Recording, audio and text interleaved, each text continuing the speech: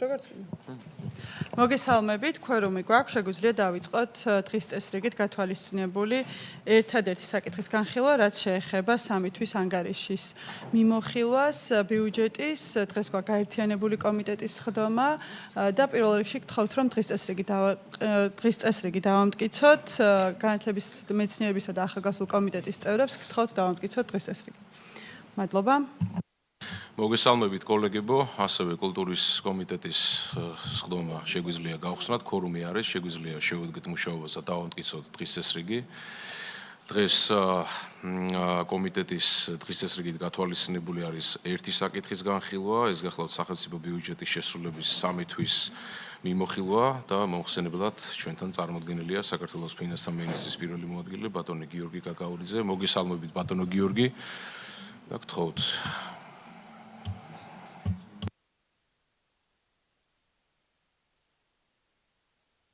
ბატონო გიორგი. დიდი მადლობა, მოგესალმებით. წარმოგიდგენთ ინფორმაციას 2026 წლის ბიუჯეტის პირველი კვარტლის შესრულებასთან დაკავშირებით.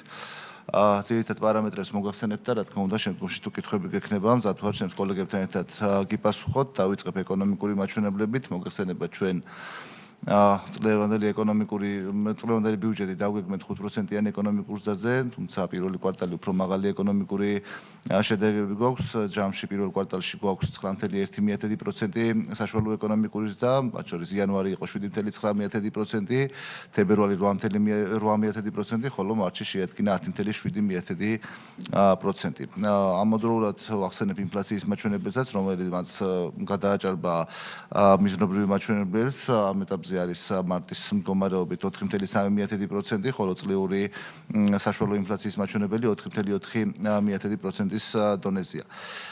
საგარეო სექტორს რაც შეეხება საგარეო ვაჭრობის ნაწილში გვაქვს მთლიანი ჯამური მაჩვენებელი 5.867 საიდანაც ექსპორტი არის 1.723 და 23.4%-ია და შესაბამისად ეკონომიკური ზრდა სწორედ ექსპორტის მაღალმა მაჩვენებელმა უზრუნველყო, ხოლო იმპორტის ნაწილი არის 4.153 რაც 7%-ით ნაკლებია გასული წლის მაჩვენებლებზე.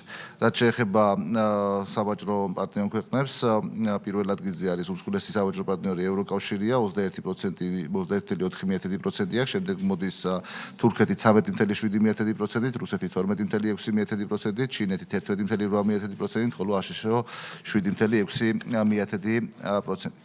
მეორე მიმართულება საგარეო სექტორში არის ტურიზმი. ტურიზმიდან ჯამში ტურისტული ვიზიტორების რაოდენობა იყო 1.172.000 გადააჭარბა, ზრდა დიდი არ არის, 0.2%-ია სხვაობა გასულ წელთან, თუმცა უშუალოდ ტურისტული ვიზიტორების რაოდენობა გაზრდილია 4% და 997.000 აჭარბებს. აქ აღსანიშნავია, რომ ზრდა საკმაოდ მაღალი გვაქვს ევროკავშირის ქვეყნებიდან, 30%-ზე მეტი არის ზრდა ტურისტული ვიზიტორების ვიზიტორთა რაოდენობის ევროკავშირის ქვეყნებიდან, ხოლო კლება გვაქვს ისრაელიდან დაახლოებით 17%-ის ოდენობით და 17.9%-ის ოდენობით და ეს სწორედ იმ გარემოებიდან გამომდინარეობს, რაც შეიქმნა აღმოსავლეთში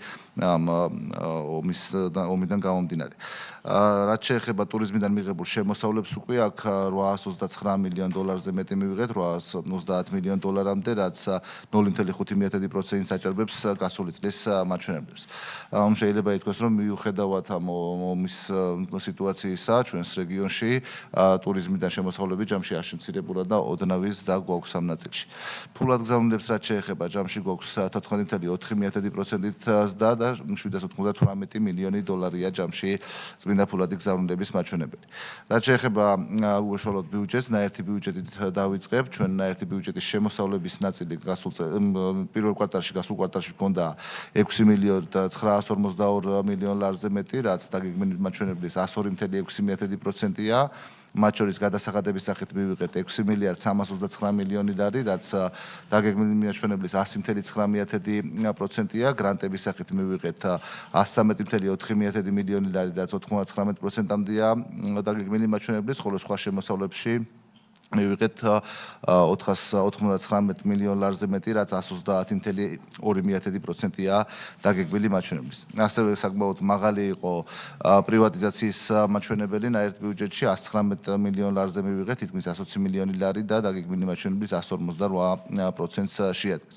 რაც შეეხება დეფიციტს, ნაერთი ბიუჯეტის დეფიციტის შემთხვევაში ჩვენ წელს როგორც ნაერთი ბიუჯეტი, ასევე ქვეყნის ერთიანი ბიუჯეტი დაგეგმილი გვაქვს 2.5%-ის დეფიციტის ოდენობით, თუმცა გადაჭარბებით შემოსავლებიდან გამომდინარე, ნაერთი ბიუჯეტის დეფიციტი იყო 0.24%, უბრალოდ პროფიციტი იყო, დადებითი მაჩვენებელი ჰქონდა და ასევე ერთიანი ბიუჯეტის შემთხვევაში 0.27% იყო დადებითი მაჩვენებელი.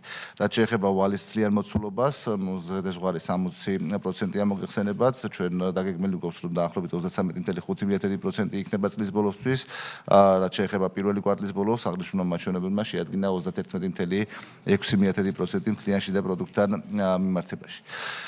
რაც შეეხება უშუალოდ სახელმწიფო ბიუჯეტის ნაწილს, აქ ჩვენ შემოსავლების პროგნოზი შესრულებული გვაქვს გადაჭარბებით 5.983 მილიონ ლარამდე იყო ჯამში შემოსავლები, 101.6%-ია დაგეგმილი მაჩვენებლის, მათ შორის გადასახადების სახით სახელმწიფო ბიუჯეტმა მიიღო 5.593 მილიონი ლარი, რაც 100.5%-ია, გრანტებით მივიღეთ 190.6 მილიონი ლარი და არის 101.9%, სხვა შემოსავლებში მივიღეთ 274 მილიონ ლარზე მეტი და 130.9%-ია, პრივატიზაციიდან მივიღეთ 65 მილიონ ლარზე მეტი და 163%-ია დაგეგმილი მაჩვენებლის, ხოლო სესხების დაბრუნების ნაწილში მივიღეთ 75 მილიონ ლარზე მეტი და აქაც 115.8%-ია დაგეგმილი მაჩვენებლის.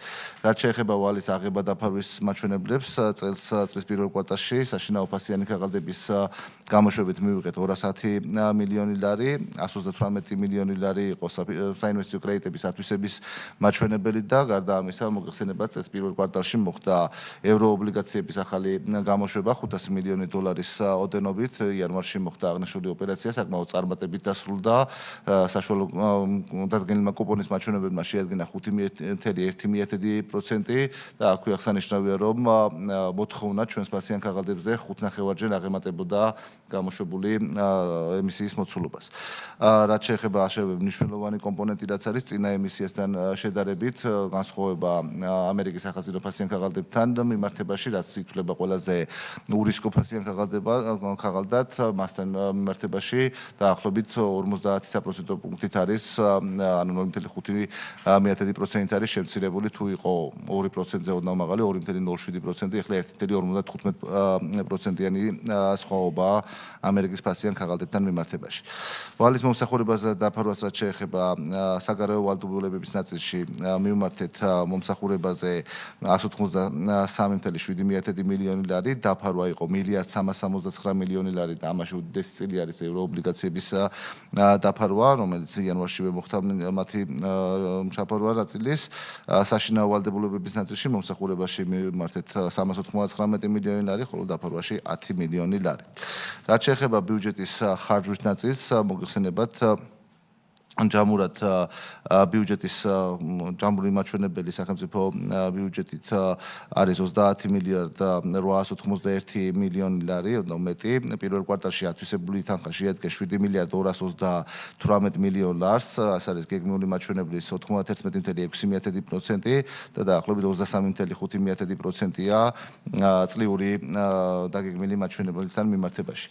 უწყებების კუთხითაც ათვისება არის დაახლოებით თანაბარი, არის გარკვეული უწყებები, რომელსაც გამონაკლისის სახით გადაჭარბებით აქვთ შესრულებული, მათ შორის ეს არის ინფრასტრუქტურის სამინისტრო, რომელსაც სხვადასხვა მიმართულებებით და ძირითადად საგზაო ინფრასტრუქტურაზე გაზრდილი ათვისებიდან გამომდინარე აქვს 107.5%, 451 მილიონი ლარის ათვისება მოხდა, ასევე მაღალი ათვისებები, სადაც არის ჯანდაცვის სამინისტრო, ტრადიციულად 96%-ამდე ათვისების მაჩვენებელი, რაც შეეხება სხვა სამინისტროებს, შინაგანზალოვანი კუთხით მოგახსენებთ, შინაგან საქმეთა სამინისტრო 96%-ზე მეტი, თავდაცვის სამინისტროს შემთხვევაში 80%-ია, გარემოსა და სოფლის მეურნეობის სამინისტრო 80% და სხვა. რაც შეეხება სამინისტროებს, რომელიც უშუალოდ ამ კომიტეტების უფრო მეტი ინტერესის ქვეშ არის, განათლებისა და მეცნიერების სამინისტროს ნაწილში ათვისება გვაქვს 625 მილიონ ლარამდე, 92.6% ათვისების მაჩვენებელი, კულტურის სამინისტროს ნაწილში ათვისებული თანხა შეადგენს 68.7 მილიონ ლარს და დაახლოებით 77%-ია ათვისების მაჩვენებელი. ეს არის ძირითადი პარამეტრები, მოგეხსენებათ, ეს არის პირველი კვარტალი, რთულია ვიმჯეროთ წლიურ შედეგებზე პირველი კვარტალის ათვისებიდან გამომდინარე, ვინაიდან ძირითადად მეორე მესამე კვარტალში გვაქვს ხოლმე ხარჯვა და მეოთხე კვარტალი არის ყველაზე აქტიური, თუმცა ჩვენ უკვე კონკრეტული უმეტეს ინფრასტრუქტურულ პროექტებთან მიმართებაში გვაქვს უკვე დავიწყეთ მონიტორინგის სისტემა ეგრეთ წოდებული და ყოველთვიურად შესრულებების მიხედვით ვუყურებთ თუ რა სიტუაცია ამა თუ იმ პროექტის განხორციელებასთან დაკავშირებით და თუ სადმე დავინახავთ გარკვეულ ჩამორჩენას, ჩვენ შევთანხმებულები ვართ, რომ კისიერად შევეცდებით, რომ ამაზე რეაგირება გქონდეს და თუ შევხედავთ, რომ არ არის წლების ათვისების საშუალება, შევეცდებით, რომ ეს თანხა მაქსიმალურად გადავამისამართოთ იმ მიმართულებებზე, რომელთა ათვისება შესაძლებელია, განსაკუთრებით ახლა რაც ერთ-ერთი მიმართულება, სადაც დამატებით თანხაა მოთხოვნილი არის სკოლების მიმდინარე რეაბილიტაციის ნაწილი და ამ მიმართულებაზე ვფიქრობთ, რომ სხვადასხვა ნაწილი ეკონომიებიდან, მათ შორის შესყიდვებით წარმოქმნილი ეკონომიების ფარგლებში და ნაწილი მოსალოდნელი აუთვისებლობის გათვალისწინებით შესაძლებელია დაახლოებით 80 მილიონ ლარამდე მუნიციპალიტეტებს გამოეყოს იმისათვის, რომ სკოლების სარეაბილიტაციო მიმდინარე სარეაბილიტაციო სამუშაოები განხორციელდეს. დიდი მადლობა, ეს არის დღეის მდგომარეობის სურათი, თუ კითხვები გაქვთ, რა თქმა უნდა, მზად ვარ გიპასუხოთ. მადლობა. დიდი მადლობა. კითხვების შემთხვევაში გთხოვთ მანიშნოთ კომიტეტის წევრებს. პირველ რიგში რაც შეიძლება ითქვას ის, რომ განათლების რეფორმა მიმდინარეობს, რომელიც შესაბამისად არის ასახული ბიუჯეტში და პირველი კვარტლით შეიძლება რთულად ვიმსჯელოთ იმ მიმდინარე დაგეგმილ ღონისძიებებზე, თუმცა მნიშვნელოვანი არის ის და დიდი მადლობა ასევე ფინანსთა სამინისტროს, განათლების, მეცნიერებისა და ახალგაზრდობის სამინისტროს ის, რომ 80 მილიონის გამოყოფა მუნიციპალიტეტებში არის ძალიან მნიშვნელოვანი ნაბიჯი იმისათვის, რომ მუნიციპალიტეტზე ადგილზე შეძლონ იმ ძირითადი საჭიროებების უზრუნველყოფა, რაც ადგილზე სკოლების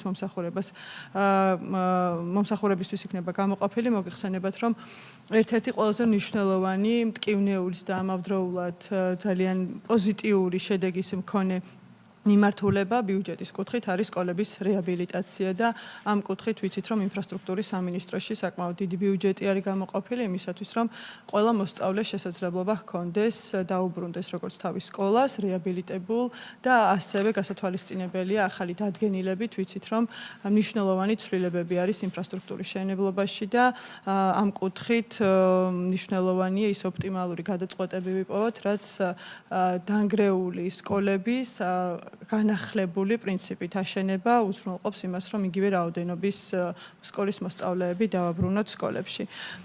კითხვები თუ არ გაქვთ, არის ქალბატონი ტატა, ბატონი ლადო, ქალბატონი რიმა. მოგესალმებით, მადლობა. მე მექნება შეკითხვა განათლების ნაწილში ოკუპირებული ტერიტორიების მასწავლებლების ფინანსური დახმარების მიმართულებით. აქ ნული წერია ათვისება და ამაზე რომ გითხრათ ცოტა დეტალურად.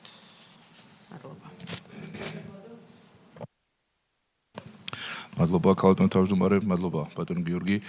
როდისთვის იგეგმება ამ 80 მილიონის განაწილება მუნიციპალიტეტებისთვის რა ვადებში და თუ ქონდათ უკვე კომუნიკაცია მუნიციპალიტეტებთან რა საჭიროებები აქვთ ყოფნით ეს 80 მილიონი არ ყოფნით ამაზე რომ უფრო ინფორმაცია მოგვაწოდოთ. მადლობა.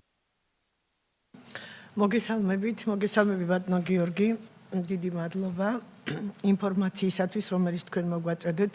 ძალიან კარგია, რომ მიმდინარე წლის ბიუჯეტი, სამი თვის ბიუჯეტის ის შესრულება, რომელიც თქვენ ბრძანეთ 95-100%-ის შორის მერყეობს, ძალიან ბევრი მიმართულებით, მაგრამ ქალბატონმა მარიამაც აღნიშნა, რომ განათლების მიმართულებით და სკოლების მიმართულებით, სკოლამდელი დაწესებულებების მიმართულებით ძალიან სერიოზული პრობლემები გვაქვს.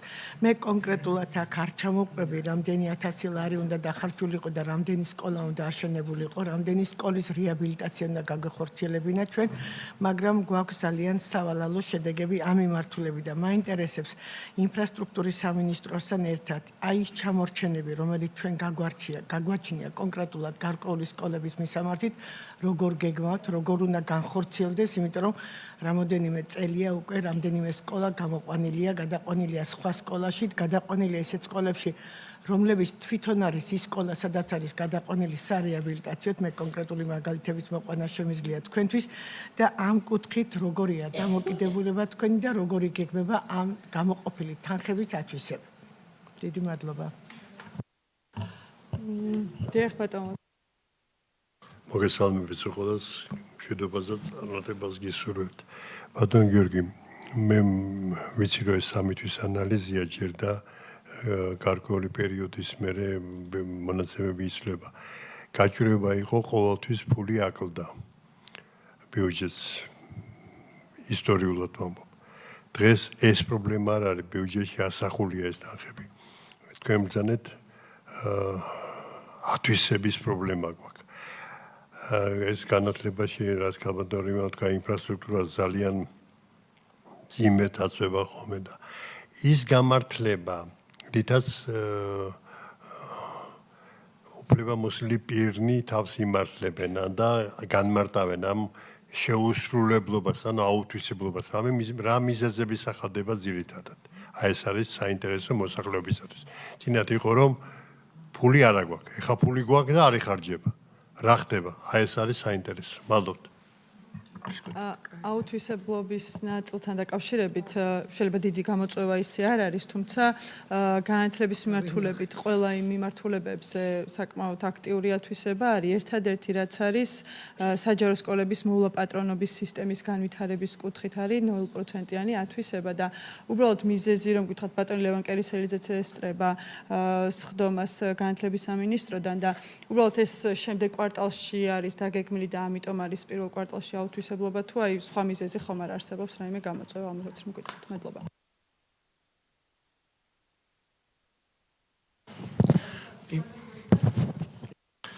დიდი მადლობა მივყვებით თარმინდერობით თქვენ კითხვებს დავიწყებ ქალბატონო ტატა თქვენი შეკითხვით ფინანსური დახმარება ოკუპირებულ ტერიტორიებზე მასწავლებლების ნაწილში აქ გარკვეული პრობლემები შეიქმნა სიების მოწოდება და ანგარიშების მოწოდებასთან მოგეხსენებათ იქ ცოტა რთულია კომუნიკაცია თუმცა აქტიურად მუშაობს განათლების სამინისტრო დაევალა ასევე ამაში ჩართულობა სამხარეო ადმინისტრაციას შიდა ქართლში რომელიც ჩაერთო უკვე ამ პროცესში და ვფიქრობთ რომ მაისის თვეში უკვე შესაძლებელი იქნება რომ ზუსტი სიები და თავისი ანგარიშის ნომრებიც რო იქნას წარმოქმნილი და ეს თანხები მზად არის გადასაიწყად უბრალოდ გარკვეული ტექნიკური პრობლემა იქიდან დაზუსტებული სიების მოწოდების და ამიტომ ამაში ჰქონდათ შეფერხება ამ ნაწილში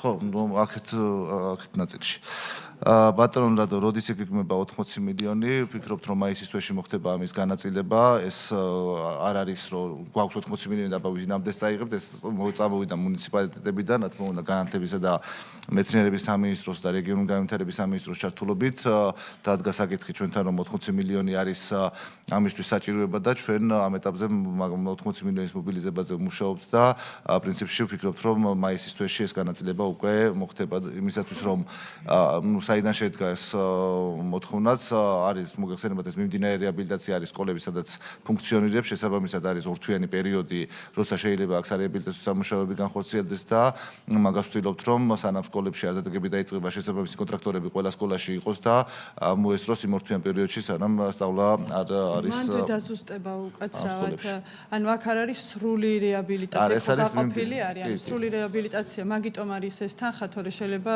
გაცილებით უფრო ეს არის მიმდინარე რეაბილიტაციის ზომის სამუშაოები.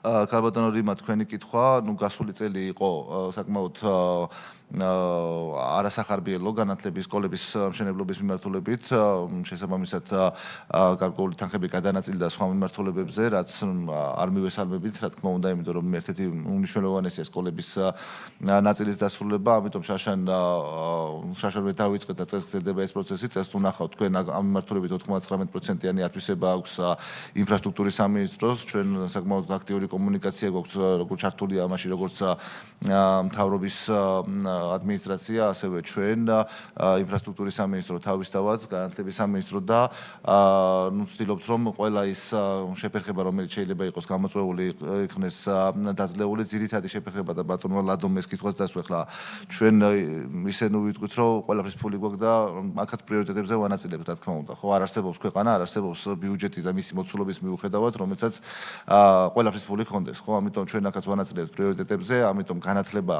გამოყვავით ერთ-ერთი მნიშვნელოვანი მიმართულებაზე და ამ კუთხით გვინდა რომ მაქსიმალურად დაჩქარდეს ეს პროცესი პრობლემა არის რიგ შემთხვევაში სწორი კონტრაქტორების შერჩევა მოგეხსენებათ აქ გაიყო ახლა და როცა იყო მეტრულად პროექტირება და შესრულება იყო ერთი კონტრაქტორის ფარგლებში ხარისხი არც თუ ისე კარგი იყო ამიტომ ეს ნაწილი გაიყო და პროექტირების დასრულებისთანავე ხდება უკვე უშუალო სამშენებლო კონტრაქტების გაფორმება და ვფიქრობთ რა სისწრაფეც მეტი იქნება დროის და ხარისხიც უფრო მეტად პასუხისმგებლობა აიწევს შესაბამისად ალბათ უკვე მეორე კვარტალი უნდა იყოს ის პერიოდი, სადაც საკმაოდ დიდი მოცულობის სკოლების სარეაბილიტაციო და სამშენებლო სამუშაოები იქნება დაკონტრაქტებული და მეორე უკვე კონტრაქტორები შეძლებენ უკვე შესაბამის სამუშაოების შესრულებას. ეხლაც არაერთი მიმართულებით არის დაწყებული.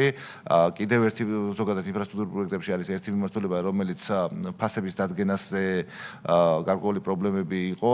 მოგეხსენებათ გარკვეული ცვლილებები აქაც არის ერთი არსებობდა პრაქტიკა, რომელიც საქმე არ მახსოვს, მაგრამ რომელიღაც წიგნზე იყო დაფუძნებული, ეს წიგნი იყო ხოლმე მე მოძველებული, როცა ტენდერი ცხადდებოდა, იმ წიგნის ფასები არ ეძრებოდა, ამიტომ მე კონტრაქტორებს გარკვეული პრობლემები ექნებოდათ ხოლმე და ამიტომ შეიცვალა ეს მიმართულება და უკვე 15 მაისიდან სამხარეულის ექსპედიციის ბიურო დაადგეს ფასებს და უკვე ეს ფასები იქნება მიმდინარე და არა ერთი კვარტლის წინანდელი ფასები, რომელსაც ეფუძნებოდა ხოლმე სატენდერო დოკუმენტაციის შედგენა.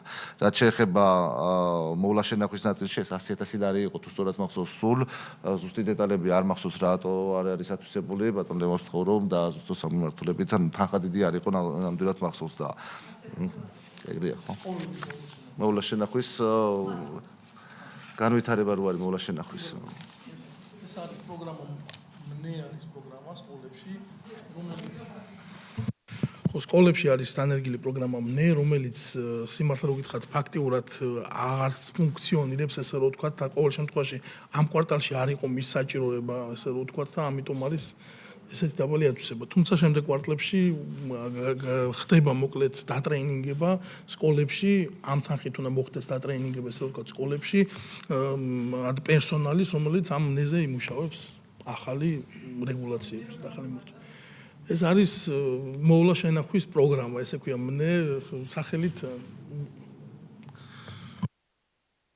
ერთი რამე მინდა ყველა კაბადორი ჩვენ ხშირად კაბადორი მას დავყვებით ხოლმე და ასეთი ყველა გულშემატკივარია თავისი, მაგრამ აი განსაკუთრებულად მინდა გამოყო.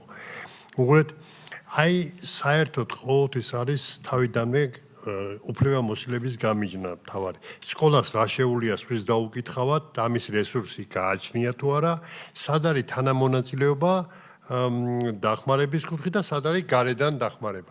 ეს დიფერენცირებული არის თუ არა და ამაზე არის მიწერილი თანხები თუ არა. ეს არის ყველაზე მთავარი.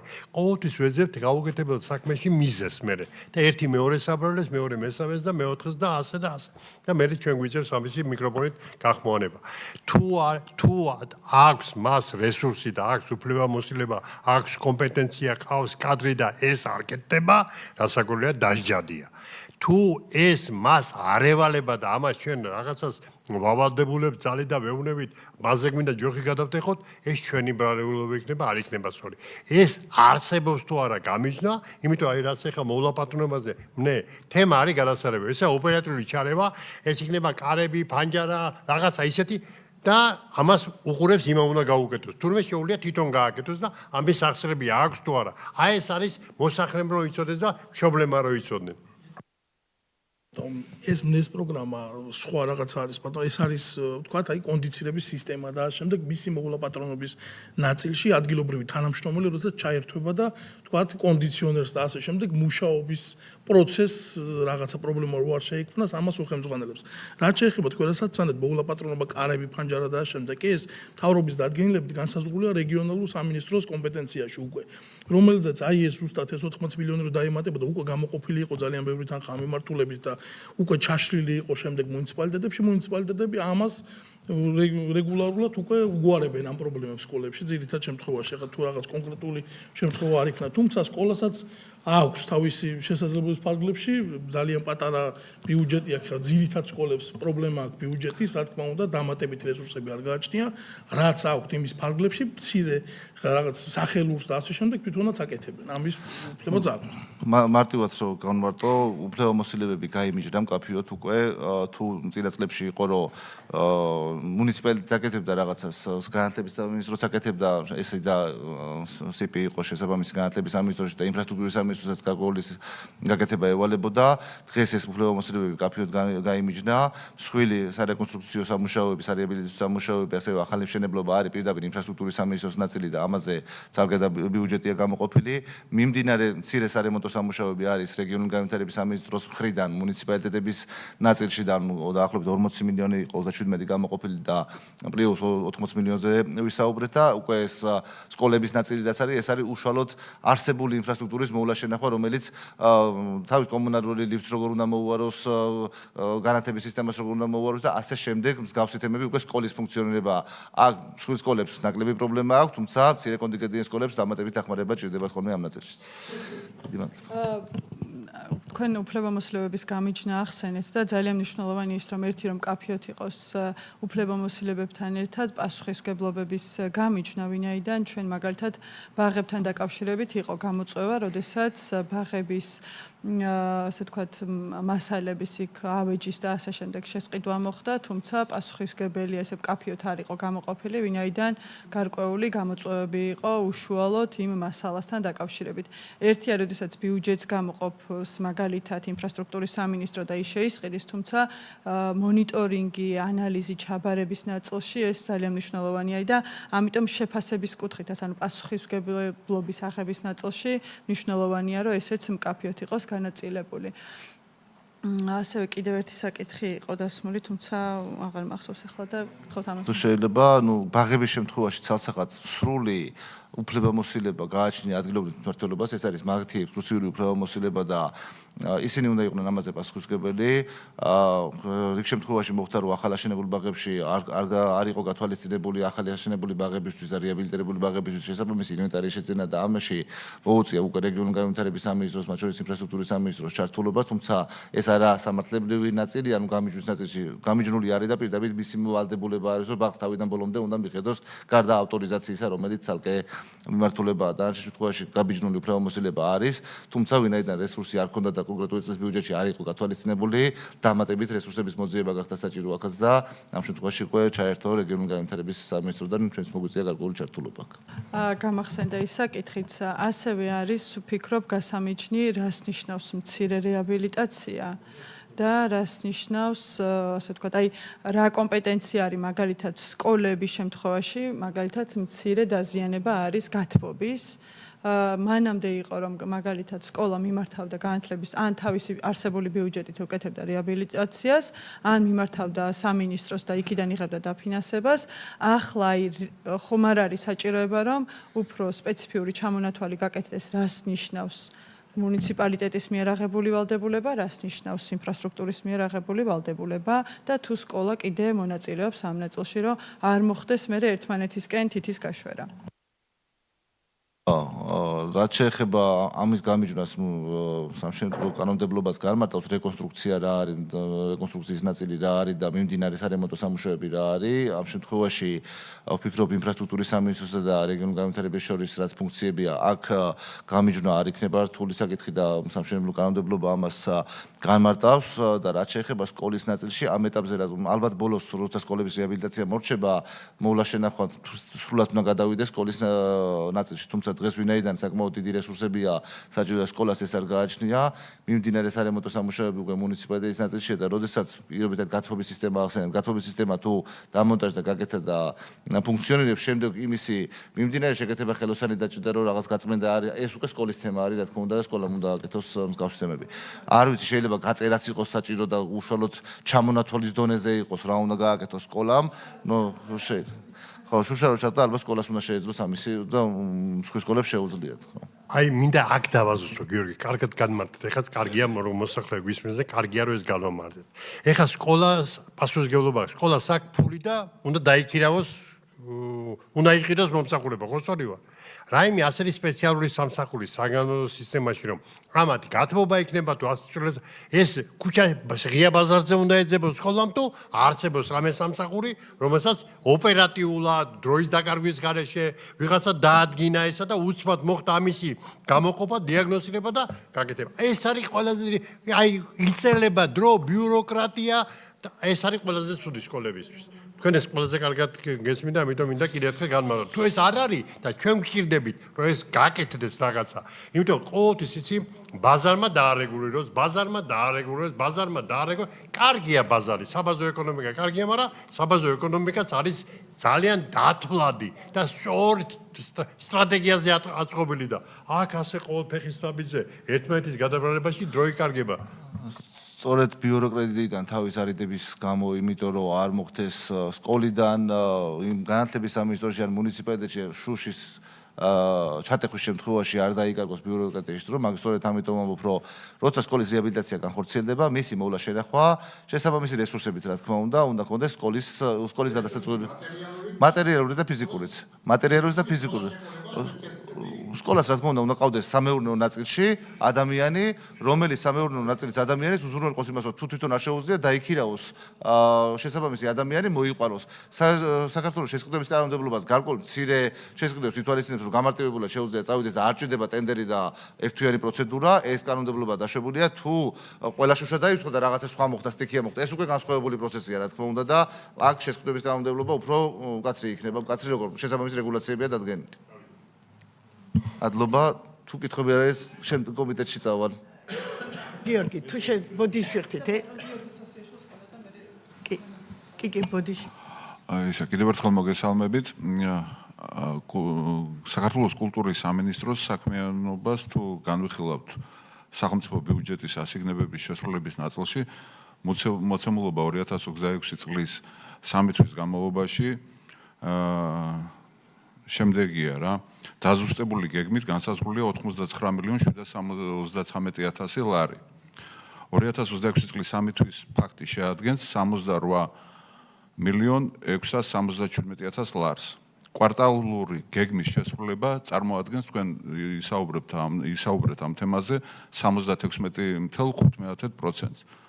თქვენი აზრი გვაინტერესებთ, თორე კულტურის სამინისტროს ჩვენ თვითონაც ვკითხავთ შემდგომში, უბრალოდ რა არის აი ამისი მიზეზი, რომ 76%-იანი შესრულებაა ფაქტობრივი. აქ არის ორი მიმართულება, ერთი კაპიტალური პროექტების ნაწილი და მეორე მიმდინარე კაპიტალურ პროექტებზე შეგვიძლია ვთქვათ, რომ მსხვილი ინფრასტრუქტურის განხორციელება მთავრობის დადგენილება თუ სწორედ მახსოვს გამოსულია უკვე და არაერთი ჩამონათვალი არ მახსოვს, მაგრამ 10-ზე მეტი ობიექტია თუ სწორედ მახსოვს, რომელიც დაევარა მუნიციპალური განვითარების ფონდს და სწორედ ის დაიწყებს ამის რისი თანხაც იდო დაახლოებით 40 მილიონი კულტურის სამინისტროში წლევანდელ ბიუჯეტში ინფრასტრუქტურის სამინისტრო დაიწყებს, ვინაიდან მსჯელობის შემდგომ მიზანშეწონილად ჩაითვალა, რომ მსგავსი ტიპის ინფრასტრუქტურული პროექტები არა კულტურის სამინისტრომ, არამედ აკეთოს იმ სამინისტრომ, რომელსაც უფრო მეტი გამოცდილება აქვს ამ კუთხით. ეს ერთი ნაწილია, თუმცა მეორე ნაწილია მიმდინარე ხარჯების ნაწილში, სადაც აქტივობები, რომელიც სხვადასხვა ღონისძიებების დაფინანსება, რომელიც გათვალისწინებული აქვს კულტურის სამინისტროს, პირველ კვარტალში აქტიურობა იყო უფრო ნაკლები. აქ შეიძლება რომ მეტი სიზუსტით დაიგეგმოს გეგმა და საკმაოდ დიდი მოცულობით იყო ბიუჯეტი დაგეგმილი და ამას გავითვალისწინებთ მომავალში, თუმცა აქტივობები ძირითადად კულტურის ნაწილში არის ხოლმე მეორე მესამე კვარტალში და ვფიქრობ, რომ აქ ხარჯვის მოცულობა იქნება უფრო მაღალი მიმდინარე ხარჯების ნაწილშიც.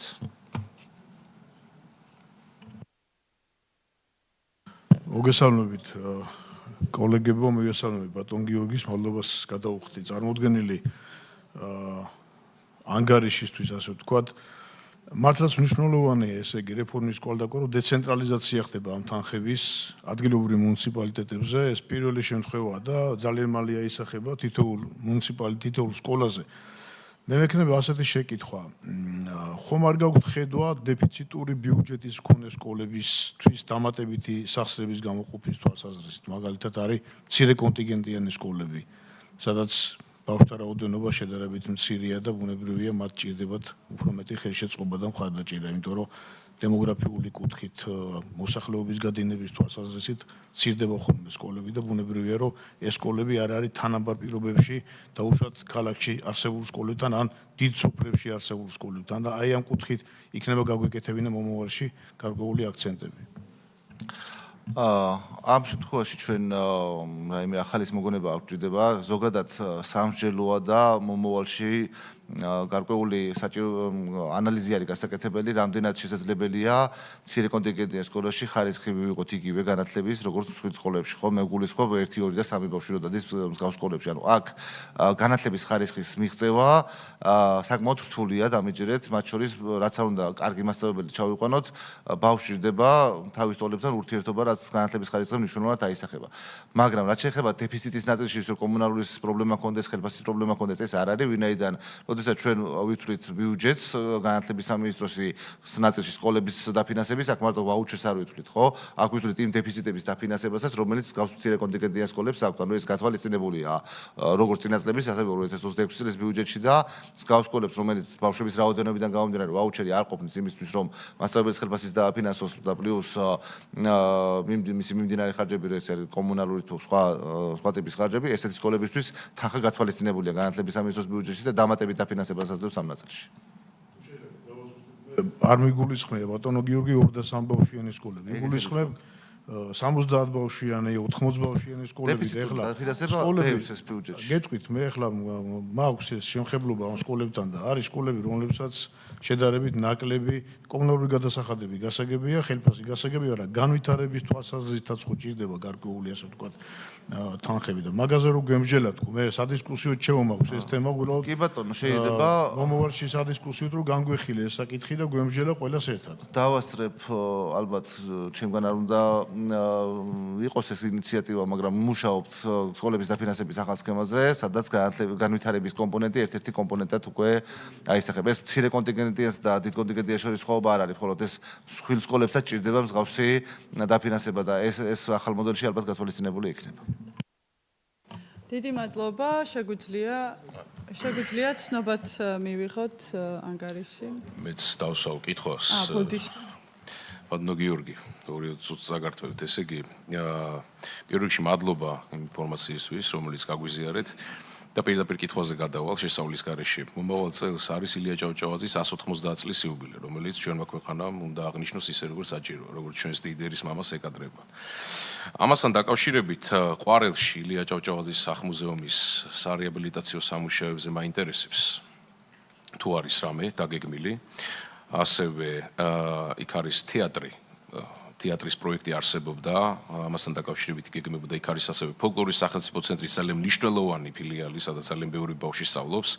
ამასთან დაკავშირებით თუ შეგიძლიათ გითხრათ რამე კულტურის სამინისტროს წარმომადგენლებს ბრძანდებიან და ასევე საგურამოს სახლ-მუზეუმთან დაკავშირებითაც ვიცი რომ იყო დაგეგმილი გარკვეული სამუშაოების ჩატარება.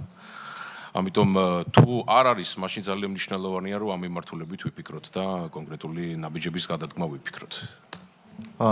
დღეს ვსაუბრობთ 26 წლის ბიუჯეტის პირველ კვარტალზე და 27 წლის ბიუჯეტი ალბათ ერთად უნდა დავგეგმოთ, თუმცა შეიძლება მანამდე იყოს გარკვეული 27 წელს ზად უნდა იყოს უკვე ყველაფერი და ამიტომ მანამდე იყოს სამუშაოები გარკვეული შესაძლებელი, ამიტომ ამაზე დღეს ინფორმაცია ნამდვილად არ მაქვს. მე ვიცი რომ გარკვეული რამდენიმე წლის წინ გარკვეული სარეაბილიტაციო სამუშაოები სახლ-მუზეუმში იქნა განხორციელებული, თუმცა დღეს რა სიტუაცია და რა საჭიროებებია ამისთვის არა ვარ მზად, თუმცა კულტურის სამინისტროსთან ერთად შეგვიძლია ვიმუშაოთ და განსაზღვროთ ის თუ რა საჭიროებებია რა სამუშაოებია განსახორციელებელი იმისთვის, რომ შესაბამისი ინფრასტრუქტურა იყოს მოწყობილი. კი, ძალიან მნიშვნელოვანია და ძალიან კარგი იქნება თუ ამ მიმართულებით ვიფიქრებთ. სხვა კითხვები არ გვაქვს, თუ არის.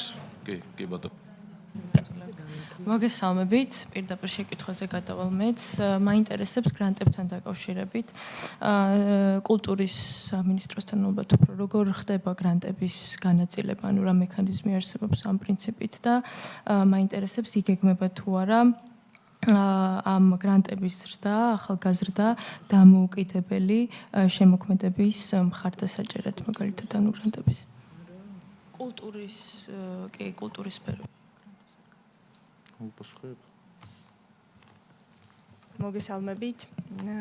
მადლობა ბატონ გიორგი პირველ რიგში წარმოადგენილი ანგარიშისთვის.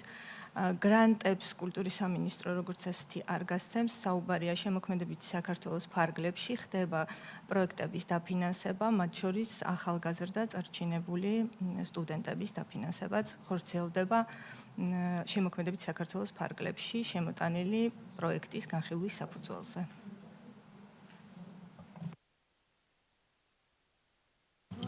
კარგი, თუ კითხვები არ არის, შეგვიძლია მივიღოთ ცნობა წარმოდგენილი ანგარიში. დიდი მადლობა, შეგვიძლია დავასრულოთ ცნობა.